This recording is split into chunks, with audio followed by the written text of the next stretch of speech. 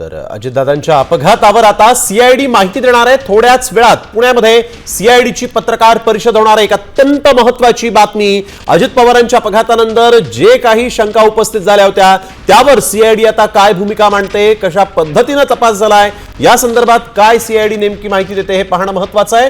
आज सीआयडीची थोड्याच वेळात पुण्यामध्ये पत्रकार परिषद होणार आहे। या संपूर्ण अपघात प्रकरणामध्ये सीआयडीने तपास केला होता। थेट जाऊयात, सचिन जाधव आमचे प्रतिनिधी आपल्या सोबत जोडले गेलेले आहेत। सचिन, काय अधिकची माहिती? आता सीआयडी पत्रकार परिषद घेणार आहे, किती वेळात ही पत्रकार परिषद सुरू होईल? नक्कीच आपण पाहतोय की उपमुख्यमंत्री अजित पवार यांच्या विमान अपघातानंतर अपघातावर वेगवेगळे प्रश्न जे आहेत ते उपस्थित केले जात होते आणि त्या संदर्भातलीच खरं तर महत्त्वाची पत्रकार परिषद आज पुण्याचे सीआयडी ऑफिसमध्ये होते। 3 वाजता ही पत्रकार परिषद अप्पर पोलीस महासंचालक सुनील रामानंद सर घेणार आहेत आणि त्यानंतर खरं तर जो अपघात झाला आहे त्या संदर्भात अनेक प्रश्न उपस्थित केले जात होते। त्या संदर्भात आता सीआयडीने जो तपास केला आहे त्याच्या संदर्भात माहिती देण्यात येईल।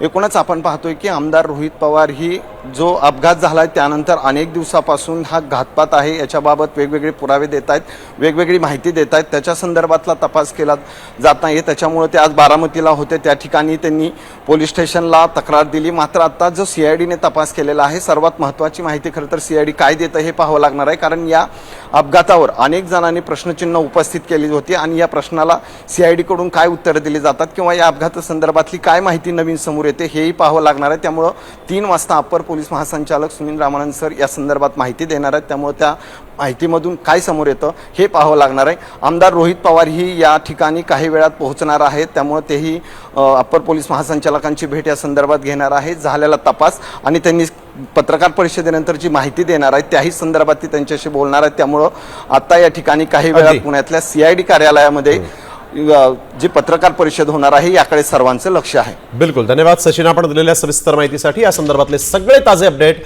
आम्ही वेळोवेळी तुमच्याकडून देणार आहोत। या पत्रकार परिषद नेमकं अजित पवारांच्या या अपघाती मृत्यूबद्दल काय सांगितलं जातं, तपास कशा पद्धतीने सुरू आहे, त्या संदर्भात काय माहिती मिळते, ज्याची महाराष्ट्राला प्रतीक्षा आहे, त्या सगळ्या माहिती ज्या आहेत त्या आपण सामवर थेट दाखवणार आहोत प्रेक्षकांना। तर